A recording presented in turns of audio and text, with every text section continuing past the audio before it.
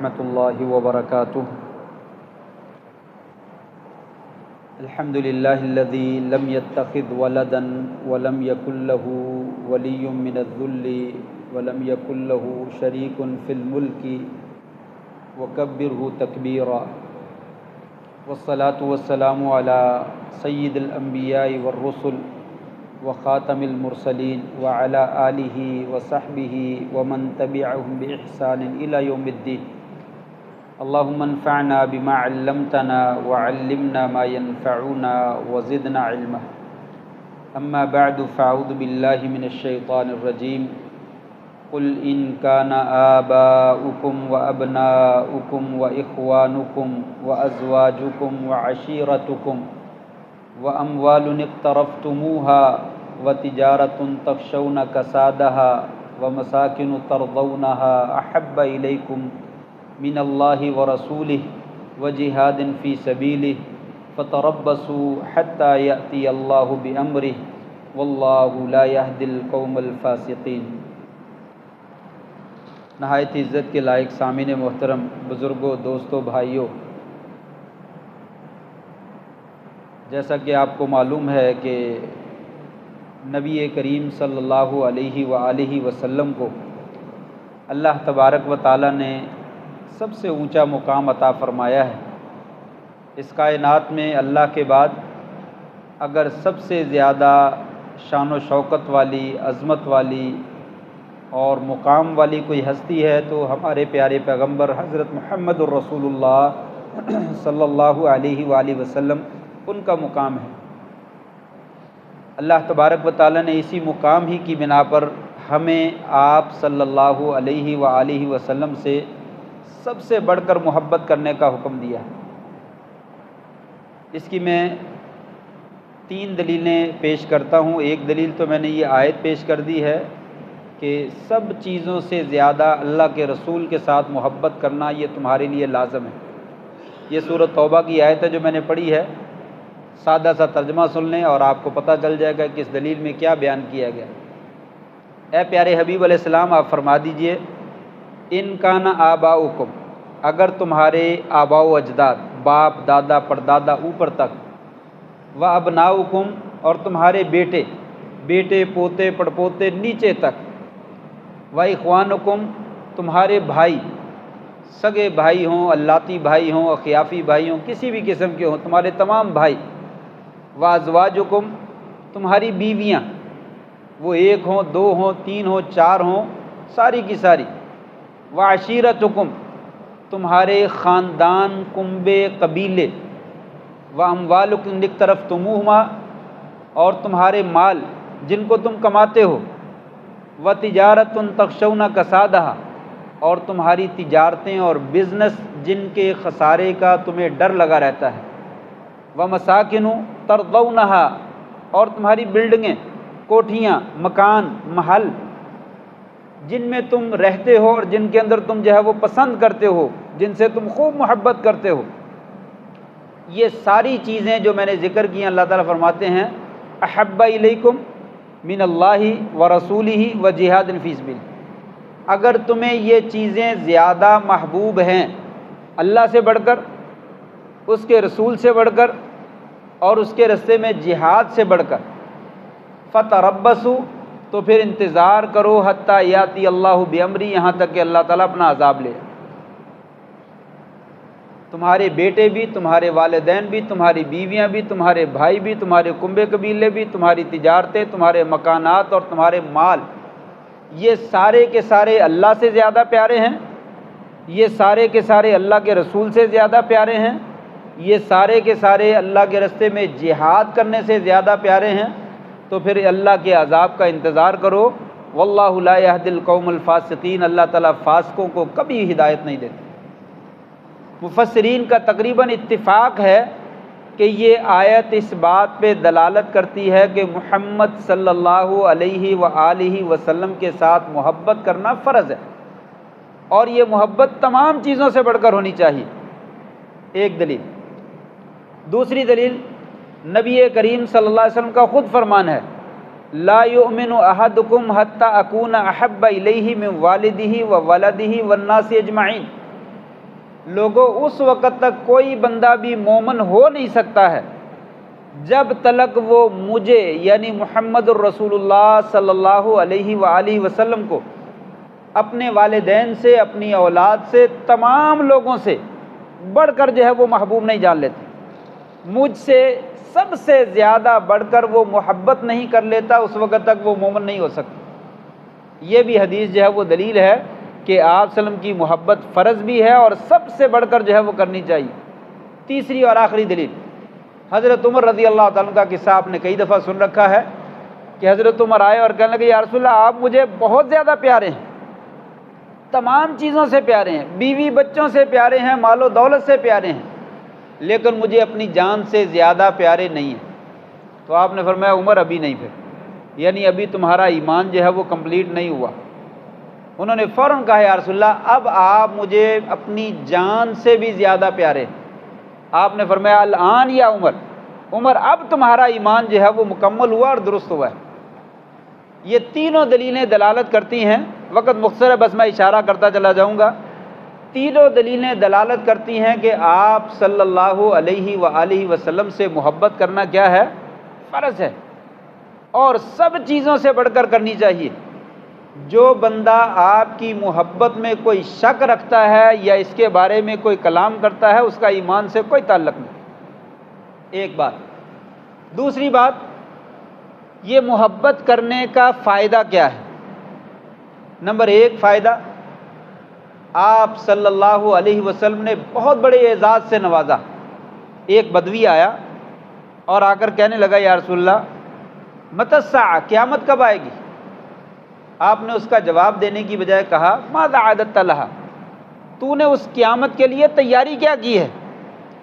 کہنے لگا یا رسول اللہ کو تیاری تو کوئی زیادہ نہیں ہے، کوئی نماز روزے حج زکوٰۃ کوئی نفلی میں زیادہ نہیں پڑھتا، فرضی پڑھ لیتا ہوں، نفلی باتیں کوئی زیادہ نہیں ہوتی، الا ایک عمل ہے میرے پاس، انی احب اللہ ورسولہ، میں اللہ سے محبت کرتا ہوں اور اس کے رسول سے محبت کرتا ہوں۔ آپ نے جو لفظ ارشاد فرمائے وہ محبت کا فائدہ ہے، کہا انت مع من احببت، جاؤ پھر تمہارا حشر انہی لوگوں کے ساتھ ہوگا جن کے ساتھ تو محبت کرتا ہے، جاؤ پھر تمہارا ساتھ انہی لوگوں کے ساتھ ہوگا جن سے تو محبت کرتا ہے۔ اگر تو واقعی اللہ کے رسول سے محبت کرتا ہے تو قیامت کے دن اللہ تبارک و تعالیٰ تمہیں اپنے نبی کا ساتھ جو ہے وہ نصیب فرما دے۔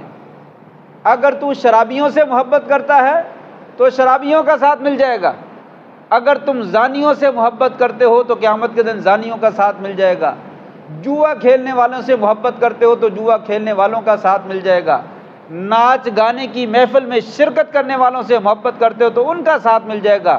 انت مع من احببت، جن کے ساتھ تم محبت کرتے ہو اللہ تمہیں ساتھ بھی انہی کا جو ہے وہ نصیب کر دے گا۔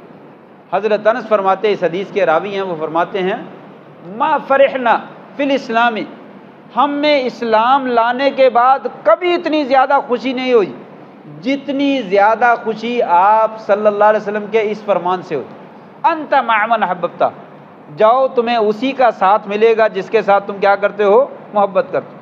حضرت انس کہنے لگے انا احب اللہ ورسولہ، میں بھی اللہ سے محبت کرتا ہوں، اس کے رسول سے محبت کرتا ہوں، احب ابا بکر و احب عمر، میں ابو بکر اور عمر سے بھی محبت کرتا ہوں، وارجو ان اکون معہم، اس حدیث کی بنا پر مجھے امید ہے کہ اللہ تبارک و تعالیٰ کل قیامت کے دن مجھے بھی ان کا ساتھ نصیب فرما دے گا۔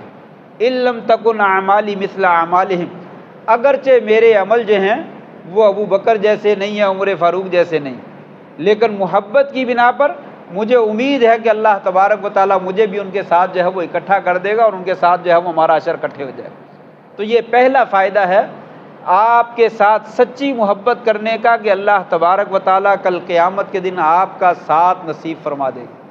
یہ بہت عظیم فائدہ ہے یہ محبت کرنے کا۔ دوسرا فائدہ کیا ہے آپ کے ساتھ جو ہے وہ محبت کرنے کا؟ نبی کریم صلی اللہ علیہ وآلہ وسلم، بلکہ اس کے ساتھ ایک حدیث اور بھی شامل کر لیجئے، اس کے ساتھ جو ہے وہ ایک حدیث اور شامل کر لیجئے، وہ حدیث جس میں ایک صحابی کہتے ہیں، فرماتے ہیں یا رسول اللہ مجھے آپ سے بڑی محبت ہے، اپنے بیوی بچوں سے بھی بڑھ کر پیار کرتا ہوں، اپنے گھر بار سے بھی اور اپنے مال و دولت سے بھی بڑھ کر پیار کرتا ہوں، اور جب کبھی میں گھر میں ہوتا ہوں تو مجھے بے چینی ہوتی ہے، میں سب چیزوں کو چھوڑ کر بھاگ کر آپ کی محفل میں آ جاتا ہوں، آپ کو دیکھتا ہوں تو دل کو سکون ہو جاتا ہے، ٹھنڈ پڑ جاتی ہے، راحت مل جاتی ہے، بڑا خوش ہوتا ہوں۔ لیکن ایک چیز مجھے پریشان کر دیتی ہے، ایک چیز جو ہے وہ مجھے پریشان کر دیتی ہے۔ فرمایا وہ کیا؟ کہا یا رسول اللہ، میں سوچتا ہوں جب کبھی میں فوت ہو جاؤں گا اور آپ بھی فوت ہو جائیں گے، آپ نے بھی دنیا سے چلے جانا، میں نے بھی چلے جانا، کل قیامت کا دن ہوگا، حساب و کتاب ہوگا، میں بھی مسلمان ہوں، آپ پر ایمان لایا ہوں، آپ نبیوں کے سردار ہیں، اللہ نے انشاءاللہ آپ کو تو جنت میں داخل کرنا ہی کرنا ہے، مجھے بھی امید ہے اللہ مجھے بھی جنت میں داخل کر دے گا، لیکن آپ کا مقام جو ہے وہ بہت اونچا ہوگا، نبیوں کے سردار ہیں، خاتم النبیین ہیں، بڑا اونچا مقام ہے، آپ کو اللہ تعالیٰ اوپرلے بالا خانوں میں جو ہے وہ جگہ دے دیں گے، مجھے بھی جنت میں جگہ ملے گی لیکن نچلی جگہ پہ ملے گی، میں نیچے ہوں گا۔ مجھے پریشان یہ بات کرتی ہے کہ کل قیامت کے دن جب میں آپ کا دیدار کرنا چاہوں گا تو کیا کیا کروں گا؟ یہاں تو بھاگ کر آپ کے پاس آ جاتا ہوں، وہاں پہ تو آپ کی منزل ہی بہت اونچی ہوگی، ہمیں پتہ نہیں وہاں پہ جانے کی اجازت ہوگی یا نہیں ہوگی۔ تو آپ نے وہاں پہ بھی یہی فرمایا تھا، اللہ تعالیٰ کی آیت جو نازل ہوئی وہ ارشاد فرمائی، من یطع الرسول من یطع والذین، وہ لوگ جو اللہ کے ساتھ، جو اللہ کی اطاعت کرتے ہیں اور اس کے رسول کی اطاعت کرتے ہیں، ان لوگوں کو اللہ تبارک و تعالیٰ اپنے نبیوں کا ساتھ عطا فرمائے گا، اپنے صدیقوں کا ساتھ عطا فرمائے گا، اپنے شہداء کا ساتھ عطا فرمائے گا۔ ان لوگوں کو نبیوں کا ساتھ ملے گا، وہ لوگ جو اپنے نبی سے سچی عقیدت کرتے ہیں اور سچی محبت رکھتے ہیں، اللہ کریم ان کو نبیوں کا جو ہے وہ ساتھ نصیب کر دے گا، تم گھبراؤ نہیں، تمہیں بھی ہمارا وہاں پہ جو ہے وہ ساتھ جو ہے وہ مل جائے گا۔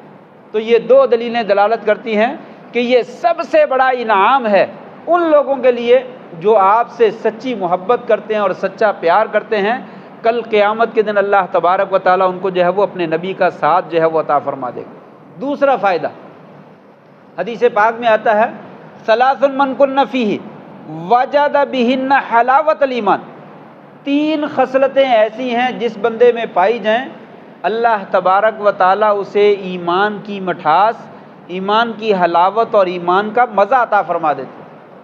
ایمان کا مزہ ہے، جیسے بھنا ہوا گوشت انسان کھاتا ہے تو اس کا مزہ ہوتا ہے، ٹھنڈی آئس کریم کھاتا ہے تو اس کا مزہ ہوتا ہے، اور اعلیٰ قسم کا کھانا تناول کرتا ہے تو اس کا مزہ اور لطف آتا ہے۔ فرمایا ایمان کا بھی مزہ آتا ہے، وہ کس کو آتا ہے؟ جس میں تین خصلتیں پائی جائیں۔ ہمیں شاید کبھی ایمان کا کوئی مزہ آیا ہو، اللہ کے نیک بندے موجود ہیں ان کو آتا ہوگا، لیکن کیا ہمیں بھی کبھی آیا ہے؟ اپنے اپنے بارے میں انسان غور کر سکتا ہے۔ فرمایا تین خصوصیتیں پیدا کر لو، آپ کو ایمان میں حلاوت اور مٹھاس جو ہے وہ نصیب ہوگی۔ نمبر ایک، ان یکون اللہ و رسولہ احب الیہ مما سواہما، اللہ اور اس کا رسول سب چیزوں سے بڑھ کر محبوب بنا لیں، آپ کو ایمان کی حلاوت نصیب ہو۔ اللہ اور اس کے رسول سے سب سے بڑھ کر محبت کرنا شروع کر دیں، آپ کو ایمان میں مزہ آئے گا۔ بلال حبشی سے پوچھئے ان کو کیا مزہ آتا تھا گرم ریت کے اوپر لیٹنے میں، پتھروں کے اوپر لیٹنے میں، مدینہ کی گلیوں میں رسیاں ڈال کر ان کو گھسیٹتے تھے، نہ وہ اللہ کا نام چھوڑتے تھے نہ رسول کا نام چھوڑتے تھے، وہ کیا لطف آتا تھا۔ یہی ایمان کی حلاوت ہے کہ اللہ اور اس کا رسول جو ہے وہ کائنات میں سب سے زیادہ ان کو محبوب تھا۔ فرمایا جو اپنے اندر یہ خصلت پیدا کر لیتا ہے کہ اللہ اور اس کے رسول کو سب چیزوں سے زیادہ محبوب بنا لیتا ہے، اللہ کریم اسے ایمان کی حلاوت اور ایمان کا مزہ اور مٹھاس جو ہے وہ نصیب فرماتا ہے۔ نمبر دو، ان یحب المرء لا یحبہ الا للہ، انسان کسی بندے سے محبت کرتا ہے دنیا کی خاطر نہیں، بلکہ اس وجہ سے کہ میرے اللہ نے حکم دیا ہے کہ یہ بندہ اچھا ہے، میں اللہ کی رضا کی خاطر اسے محبت کرتا ہوں۔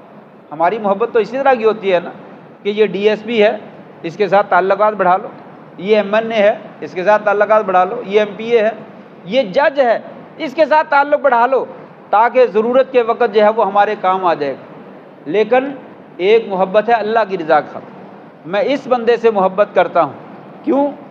اس لیے کہ پہلی صف میں نماز پڑھتا ہوں، میں نے ہمیشہ اس کو یہیں پہ نماز پڑھتے ہوئے دیکھا، میں اس سے محبت کرتا ہوں، کیوں؟ اس وجہ سے کہ میں نے کبھی اس کو جھوٹ بولتے دیکھا نہیں ہے، میں اس بندے سے محبت کرتا ہوں۔ کیوں؟ اس لیے کہ اس نے کبھی امانت میں خیانت نہیں کیا، ہمیشہ امانت کو صحیح ادا کرتا ہے، یہ اللہ کی رضا کی خاطر محبت۔ فرمایا اگر یہ محبت پیدا ہو جائے تو پھر دیکھو کہ ایمان کی حلاوت اور ایمان کا مزہ جو ہے وہ کیسا ہوتا ہے۔ ہمارے ہاں تو ایسی محبت ہوتی نہیں ہے، جس کے کپڑے اچھے نہ ہو اس سے کون محبت کرتا ہے، جس کی شکل اچھی نہ ہو اس سے کون محبت کرتا ہے، جس کے پاس پیسہ ہی نہ ہو اس کے ساتھ کون محبت کرتا ہے۔ اللہ کی رضا کی خاطر محبت کیجئے، پھر دیکھیے کہ اللہ تبارک و تعالیٰ ایمان کی حلاوت اور ایمان کا مزہ کیسے دیتے ہیں۔ اور تیسری اور آخری خصلت فرمایا ان یکرہ ان یعود فی الکفر کما یکرہ ان یقذف فی النار۔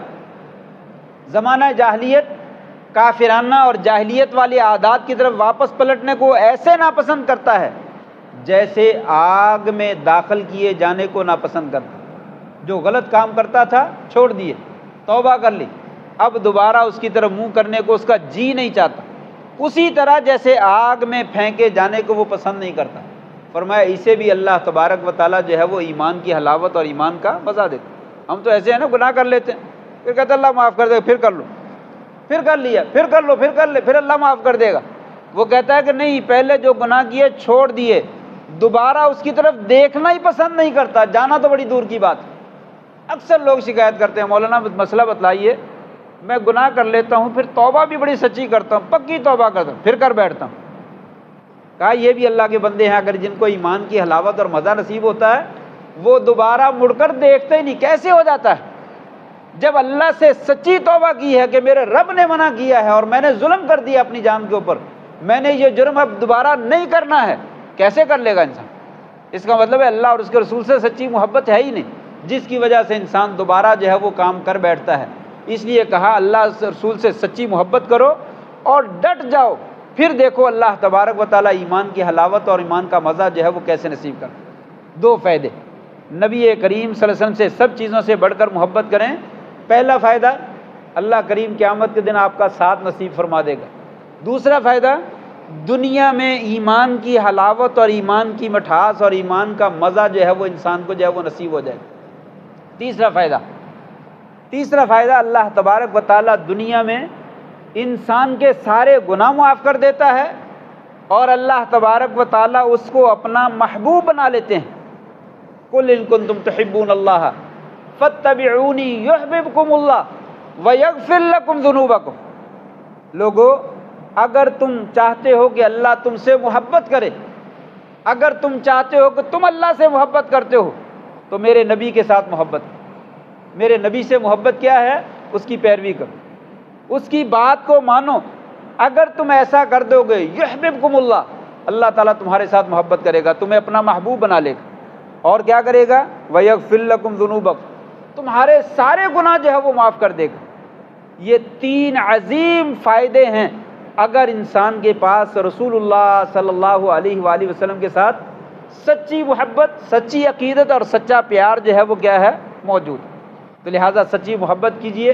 آئیے میں اپنی بات کو سمیٹنے کی کوشش کرتا ہوں۔ وہ سچی محبت ملتی کس کو ہے؟ کون بندہ ہے جو سچی محبت کرتا ہے؟ سچی محبت کے دعوے کرنے والے تو بہت زیادہ ہیں، ہر بندہ ہی محبت کا دعویٰ کرتا ہے، مجھے رسول سے بڑی محبت ہے، شعر بھی ہم بڑے پڑھتے ہیں، نعت بھی ہم بڑی پڑھتے ہیں، صلوات بھی ہم پڑھتے ہیں، نبی سے بڑی محبت ہے۔ لیکن کیا یہ نشانیاں ہیں محبت کی؟ نہیں، سب سے بڑی نشانی یہ ہے ان المحب لمن یحب مطیع، محب اپنے محبوب کا فرما بردار ہوتا ہے۔ ایک شاعر عربی میں کہتا ہے تعصی الہ وانت تظہر حبہ لعمری ھذا فی القیاس شنیع، کہا تم اللہ کی نافرمانی کرتے ہو اور دوسری طرف محبت کا دعویٰ بھی کرتے ہو، مجھے اللہ سے بڑی محبت ہے، مجھے قسم ہے یہ تو معاملہ اصول و ضوابط کے مطابق انتہائی برا ہے کہ جس ہستی کے ساتھ تم محبت کا اعلان کر رہے ہو اور تم اس کی نافرمانی کرتے ہو۔ کیوں؟ اس لیے کہ ان المحب لمن یحب مطیع، محب جو ہے وہ اپنے محبوب کا ہمیشہ فرما بردار ہوتا ہے، اس کی بات مانتا ہے، کبھی اس کی نافرمانی نہیں کرتا۔ آئیے دیکھیں کیا ہم نبی کریم صلی اللہ علیہ وسلم کی پیروی کرتے ہیں، آپ کے ساتھ اتباع کا ثبوت دیتے ہیں۔ 3-4 واقعات کی طرف اشارہ کروں گا۔ مدینے میں صحابہ اکرام شراب پی رہے تھے، اس وقت ابھی شراب کی حرمت نازل نہیں ہوئی۔ نبی کریم صلی اللہ علیہ وسلم نے اپنے ایک صحابی کو بھیجا، جاؤ مدینہ کی گلیوں میں اعلان کر دو اللہ اور اس کے رسول نے شراب کو حرام کر دی۔ اس نے جا کر گلی میں اعلان کر دیا، لوگوں رسول اللہ صلی اللہ علیہ وسلم کی طرف سے اعلان ہے کہ اللہ اور اس کے رسول آج کے بعد شراب کو حرام قرار دیتے ہیں۔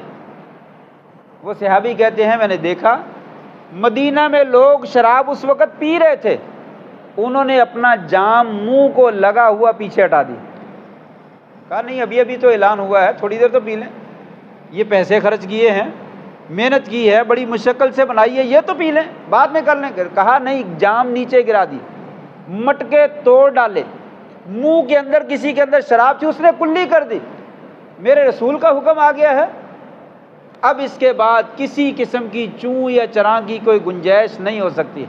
ایک لمحہ بھی برداشت نہیں کیا، مولوی صاحب چلو آج تو چھٹی کا دن ہے، آج تو منمانی کر لینے دو، آج تو عید کا دن ہے، آج تو شادی کا فنکشن ہے، اس میں تو نافرمانی کر لینے دو۔ نافرمانی کی کوئی گنجائش نہیں ہے۔ فرمایا مدینے کی گلیوں میں شراب ایسے بہنے لگی جیسے جو ہے وہ سیلاب کا پانی جو ہے وہ بہتا ہے، صرف ایک اعلان کی وجہ سے کہ اللہ اور اس کے رسول کا اعلان آ گیا، اس کو چھوڑ دو، سب نے چھوڑ دیا۔ دوسری مثال، مسجد نبوی میں ایک بندہ نماز پڑھ کے مسجد قباء میں پہنچا، وہ بھی نماز پڑھ رہے تھے، پہلے قبلہ بیت المقدس تھا، بعد میں قبلہ بیت اللہ کی طرف کر دیا گیا۔ اس نے جا کر مسجد میں نماز پڑھ رہے تھے لوگ، ادھر کو منہ کر کے کہا لوگوں میں نبی کریم صلی اللہ علیہ وسلم کے پاس آ رہا ہوں، آپ نے بیت اللہ کی طرف منہ کر کے نماز پڑھی ہے، ہمارا قبلہ چینج ہو گیا، بیت المقدس کی جانب نہیں ہے، بیت اللہ کی جانب ہے۔ حدیث کے لفظ ہیں ان صحابہ کرام نے ذرہ برابر تاخیر نہیں کی، نماز پڑھنے کے دوران اپنا رخ چینج کر لی، امام گھوم کر ادھر سے ادھر آ گیا، مقتدیوں نے اپنی جگہ پہ کھڑے کھڑے اپنا رخ جو ہے وہ چینج کر لیا، ایک لمحہ بھی تاخیر نہیں کی، چلو یہ نماز تو پڑھ لیں، اگلی نماز میں جو ہے وہ ہم قبلہ کی طرف منہ کر لیں گے۔ کہا نہیں، اللہ اور اس کے رسول کا حکم آ گیا ہے، اب اس کی تعمیل میں ذرہ برابر بھی دیر نہیں ہونی چاہیے۔ نہیں سمجھ آئی؟ صحابہ کرام نماز پڑھ رہے تھے، نبی کریم صلی اللہ علیہ وسلم بھی نماز پڑھا رہے تھے، جوتے پہنے ہوئے سب نے، جوتے پہن کر نماز پڑھنا جائز اور سنت ہے، مشروع ہے۔ آپ نے فرمایا یہودی جوتا پہن کر عبادت نہیں کرتے، تم کیا کرو، لیکن جوتا پہننے والی جگہ ہو، مسجد جب کچی ہو، چٹائیاں اور قالین نہ بچھے ہوئے ہوں تو جوتا پہن کے نماز پڑھی جا سکتی ہے۔ گراؤنڈ میں پڑھنی ہو تو وہاں پہ پڑھ لیں، یہاں پہ پڑھنی ہو تو قالین اٹھا دیں، کوئی حرج نہیں، پڑھی جا سکتی ہے، لیکن اگر قالین بچھے ہوئے ہوں تو یہاں پہ جوتے اتار کے آنا چاہیے۔ آپ نے فرمایا لوگوں جوتے میں عبادت کیا کرو، سب نے نماز پڑھی، نماز کے اندر آپ نے جوتا اتار دی، صحابہ کرام نے بھی اتار دیے، نماز ختم ہوئی تو نبی صلی اللہ علیہ وسلم نے فرمایا میرے صحابہ میرے پاس ابھی جبریل امین آئے تھے، مجھے بتلایا کہ آپ کے جوتے میں گندگی لگی ہوئی ہے، تو میں نے اتار دی، انہوں نے کہا اتار دیں، نجاست والی حالت میں نماز نہیں پڑھنی چاہیے، میں نے جوتا اتار دی۔ تم لوگوں نے جوتے کیوں اتارے؟ تمہارے اگر جوتے پاک اور صاف ہوں تو اس میں نماز پڑھ سکتے ہو۔ صحابہ کہنے لگے یا رسول اللہ ہمیں تو نہیں معلوم ہے آپ کا جوتا نجس ہے، ہمارے جوتے پاک ہیں، صاف ہیں، ہم نے تو آپ کو دیکھا کہ آپ جوتا پہن کے نماز پڑھ رہے ہیں، ہم نے جوتے پہن لی، ہم نے دیکھا آپ نے جوتے کو اتار دیا ہے، ہم نے اتار دیا، ہم نے آپ کو دیکھا جوتا اتار دیا تو ہم نے کیا ہے اتار دیا۔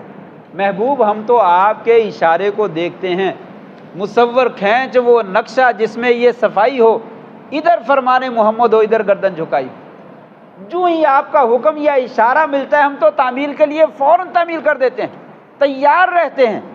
یہ آپ کے ساتھ سچی عقیدت اور سچا پیار اور سچی محبت ہے۔ جب چوں اور چنا کرنا شروع کر دیں، نہیں مولوی صاحب ایسے نہیں ہو سکتا، کوئی گنجائش نکالیں، کوئی رستہ نکالیں، اتنی شدت، اتنی سختی، دین اتنی سختی نہیں کرتا، نہیں، اللہ اور اس کے رسول کا جب حکم آ جاتا ہے اس میں نرمی کی وہ بات رہتی نہیں ہے، انسان کو آمنا و صدقنا سر تسلیم خم کر دینا چاہیے، پھر اللہ تبارک و تعالی آخرت میں کامیابی اور برکت تو عطا فرماتے ہی فرماتے ہیں، جنت تو دے گا ہی دے گا، آپ کا ساتھ تو دے گا ہی دے گا، دنیا میں بھی انسان کو وہ برکتیں عطا فرماتا ہے، انسان تصور نہیں کر سکتا، انسان تصور نہیں کر سکتا۔ میں اپنی بات کو سمیٹتا ہوں، 25 منٹ 20 آدھے گھنٹے کا مجھے ٹائم دیا گا، 25 منٹ ہو گئے ہیں، میں انشاءاللہ 2-3 منٹ کے اندر اپنی بات سمیٹتا ہوں۔ دنیا میں بھی آپ کی بات ماننے کا جو ہے وہ اثر نکلتا ہے۔ وہ کیسے؟ ایک مثال، حضرت جابر رضی اللہ تعالیٰ نے غزوہ خندق کے موقع پر آپ کو دیکھا کہ آپ بھوک سے نڈھال ہیں، چھوٹا سا لیلا بکری کا بچہ وہ ذبح کر دیا، 1-2 کلو جو ان کا آٹا پیس کر جو ہے وہ آٹا گوندھ دیا۔ نبی صلی اللہ علیہ وسلم نے کہا یا رسول اللہ آپ تشریف لے آئیں، آپ کھانا کھا لیں، 1-2 بندے ساتھ لے آئیں۔ آپ نے پورے محفل میں اعلان کر دیا، صحابہ حیا اللہ، آؤ چلیں۔ حضرت جابر نے دعوت کا اہتمام کیا، کم از کم 1400 کے قریب صحابہ کرام تھے، 3 4 5 زیادہ سے زیادہ 10 بندوں کے کھانے کا انتظام تھا۔ تو آپ نے کیا کہا؟ 1400 کے 1400 آ جائیں، سارے آ جائیں۔ سارے پہلے بھوکے تھے، پیٹوں پہ پتھر باندھے ہوئے تھے اور خندق کھود رہے تھے، تو سب نے کہا چلو موجیں لگ گئی، کھانا دعوت ہے چلیں۔ آپ نے حضرت جابر سے یہ کہا، جابر میری بات سنو، جب تک میں نہ آ جاؤں تب تک ہنڈیا چولہے سے نہیں اتارنی اور آٹے کو پکانا شروع نہیں کرنا۔ یہ دنیا کی بات ہے، دین کی بات نہیں ہے۔ جب تک میں نہ آ جاؤں ہنڈیا کو چولہے سے نہیں اتارنا اور آٹے کو پکانا شروع نہیں کرنا۔ چنانچہ حضرت جابر نے جا کر اپنی بیگم کو یہی کہہ دی کہ ابھی رک جانا۔ چنانچہ وہ رکے رہے، آپ گئے، آپ نے ہنڈیا میں اپنا لعاب ڈالا، آٹے میں اپنا لعاب ڈالا، اب کہا پکاؤ۔ روٹی پکائی اور پکا کے 10 15 20 بندوں کو کھلاتے چلے گئے۔ 1400 کے 1400 صحابہ کرام کھا کر چلے گئے۔ حضرت جابر کہتے ہیں ایسے لگ رہا تھا کہ آٹا جوں کا توں پڑا ہوا ہے اور ہنڈیا جو ہے وہ جوں کی توں پڑی ہوئی ہے، اس میں کوئی کمی نہیں آئی، کوئی تھوڑا سا اضافہ تو ہو سکتا ہے، کمی کیا کوئی چانس جو ہے وہ موجود نہیں۔ یہ کیا ہے؟ جہاں پہ اللہ تعالیٰ نے آپ کا معجزہ دکھایا ہے وہیں پہ آپ کی بات ماننے کا اثر بھی دکھایا ہے۔ اگر جابر رضی اللہ تعالیٰ آپ کی بات نہ مانتے، آٹا پہلے پکا لیتے، یہ برکت جو ہے وہ کبھی بھی حاصل نہ ہوتی۔ کیوں؟ اس کی دلیل موجود اس کی دلیل موجود ہے۔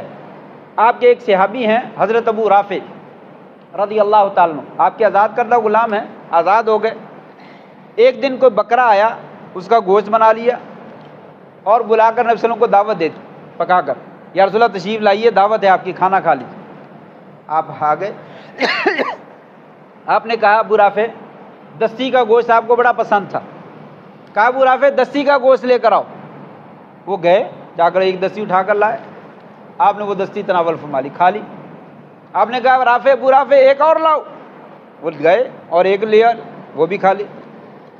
آپ نے کہا ابو رافع اور لاؤ، ابو رافع رک گئے، کہنے لگے یا رسول اللہ آپ کو پتہ ہے ایک ہی لیلا تھا، ایک ہی بکری کا بچہ تھا، ایک ہی جانور تھا، ایک جانور میں 2 ہی دستیاں ہوتی ہیں، 3 یا 4 کہاں سے ہوتی ہیں؟ قربان جائیے، آپ صلی اللہ علیہ وسلم نے جو لفظ ارشاد فرمایا، کہا ابو رافع لو سکتا، اگر تو خاموش ہو جاتا میں تجھے بولتا رہتا ابو رافع لا دستی، تو لے کر جاتا، لانے جاتا اور وہاں سے لے کر آتا، تو لاتا جاتا، میں کہتا رہتا، یہ کبھی ختم نہ ہوتا، لیکن تو درمیان میں بول پڑا اور میری بات کو نہیں مانا، اس کا نتیجہ یہ نکلا کہ وہاں پہ بس 2 ہی رہنی تھی اور تو کوئی نہیں رہنی۔ اور یہ صحیح حدیث ہے کہ آپ کی بات ماننے میں اللہ تبارک و تعالیٰ وہ برکت کرتے ہیں جو انسان کو کسی اور چیز میں برکت جو ہے وہ نظر نہیں آتی۔ حضرت فاطمہ بنت قیس رضی اللہ تعالیٰ عنہ، ان کو طلاق ہو گئی، 3 طلاقیں دے دی شوہر نے، اور زیادتی کرتے ہوئے چھوڑا کہ یہ عورت اچھی نہیں ہے۔ حضرت فاطمہ بنت قیس کو آپ نے فرمایا عدت گزارو، عدت گزاری، عدت ختم ہو گئی۔ فاطمہ کہنے لگی یا رسول اللہ مجھے 2 بندوں نے شادی کا پیغام بھیجا، ایک امیر معاویہ نے، ایک ابو جہم نے۔ آپ نے فرمایا دونوں کو چھوڑ دو، تم اسامہ بن زید سے شادی کر لو۔ اسامہ زید کے بیٹے، زید غلام تھے آپ کے، اور زید رضی اللہ عنہ رنگ ان کا کوئی زیادہ اچھا نہیں تھا، تو ظاہر بات ہے بیٹے کا رنگ بھی اسی طرح کا تھا، ملتا جلتا ہی تھا، اور غلام کے بیٹے بھی تھے۔ فاطمہ بنت قیس قریش کے خاندان کی عورت تھی، بہت قبیلے والی تھی، بڑے قبیلے والی تھی، بڑا اونچا مقام تھا۔ انہوں نے ناگواری کا اظہار کیا کہ نہیں یہ رشتہ کو مناسب نہیں ہے۔ آپ نے فرمایا نہیں شادی کر لو فاطمہ، اسامہ سے شادی کر لو۔ وہ کہتی میں نے آپ کی بات سمجھ کر جو ہے وہ شادی کر۔ شادی کر لی، کہنے لگی مدینہ میں مدینہ کی تمام خاندان والی عورتیں مجھ پہ رشک کرتی تھیں کہ شوہر ہو تو اس طرح کا شوہر ہونا چاہیے، خاندان ہو تو اس طرح کا خاندان ہونا چاہیے۔ اتنی برکت، اتنی رحمت اللہ تعالیٰ نازل فرمائی کہ مدینہ کی تمام عورتیں ہمارے اوپر جو ہے وہ رشک کیا کرتی تھیں آپ کی دنیا کی بات ماننے کے۔ دین کے معاملے میں تو آپ اتھارٹی ہیں، دین کے معاملے میں تو کسی چوں چراں کی جو ہے وہ گنجائش نہیں ہے۔ وقت مزید ہوتا تو میں بات کو اور بڑھاتا اور اس سلسلے میں بہت ساری باتیں ذکر کرتا، میں اپنی بات کو ختم کرتا ہوں۔ آج جو کام کیا جا رہا ہے آپ صلی اللہ علیہ وسلم کی ولادت طیبہ کے موقع پر کہ جشن منانا چاہیے، لائٹیں لگانی چاہیے اور جو ہے وہ جلوس نکالنے چاہیے اور مردوں اور عورتوں کا اختلاط ہونا چاہیے، کیک بنانے چاہیے، کاٹنے چاہیے، یہ تمام معاملات، کیا یہ محبت ہے؟ اگر محبت ہے تو ضرور کرنا چاہیے، اگر یہ محبت نہیں ہے تو پھر اس سے گریز کرنا چاہیے۔ ایک دو باتیں بس میں اشارتاً ذکر کرے بات ختم کر رہا ہوں۔ نمبر ایک، تاریخ والوں کے ہاں یہ شدید ترین اختلاف ہے کہ آپ کی ولادت کس دن میں ہوئی۔ کچھ کا کہنا 2 ربیع الاول کو، کچھ کا کہنا 8 ربیع الاول کو، کچھ کا کہنا 9 ربیع الاول کو، اور اکثر کا کہنا 9 کو، اور کچھ کا کہنا 12 ربیع الاول کو، اور پیران پیر عبد القادر جیلانی رحمہ اللہ کہتے ہیں 10 محرم کو۔ اب مجھے بتائیے یہ محبت کا اظہار کس دن میں ہونا چاہیے؟ 2 کو، 8 کو، 10 کو، 9 کو، 12 کو یا 10 محرم کو؟ بلکہ اس کے علاوہ اور مہینے بھی موجود ہیں اور اکثر تاریخ والوں نے ذکر کیا کہ 9 ہے، چھوڑ دیجئے اکثر والوں کو بھی، یہ سارے اقوال ہیں کس موقع پر جو ہے وہ یہ منانا چاہیے، جس دن ہی متعین۔ اگر یہ اتنی عظمت والا دن ہوتا جسے ہم قرار دے رہے ہیں تو اللہ تبارک و تعالیٰ یہ تاریخ جو ہے وہ متعین کر دیتا، اسے کبھی بھولنے نہ دیتا، لوگ اس سے غافل نہ ہوتے، سارے لکھتے کہ یہی تاریخ ہے، پرفیکٹ یہی تاریخ۔ ایسا نہیں ہوا، ایک بات۔